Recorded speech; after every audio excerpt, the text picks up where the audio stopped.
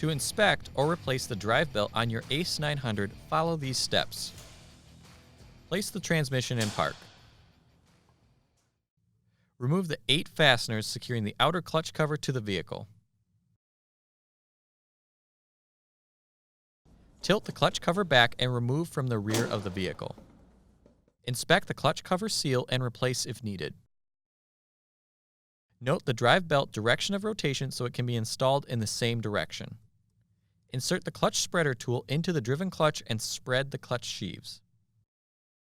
Caution: ensure the tool is square with the movable sheave surface of the driven clutch. Carefully walk the belt off the clutch.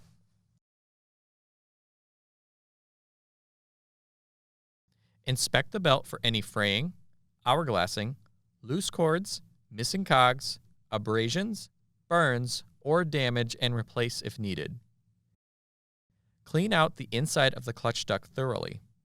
Warning: failure to remove all debris when replacing the belt could result in vehicle damage, loss of control, and severe injury or death.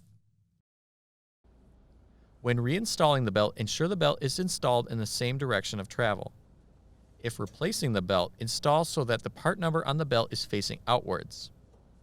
Loop the belt over the drive clutch and begin to walk it over the driven clutch sheave, opening the sheaves with the spreader tool as needed. Spin the driven clutch 5 to 7 times to seat the belt.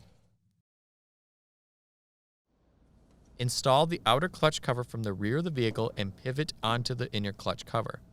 Important: ensure the clutch cover seal is fully seated in the clutch cover when installing. Install the 8 clutch cover fasteners and torque to specification. For more information, see your authorized Polaris dealer or visit Polaris.com.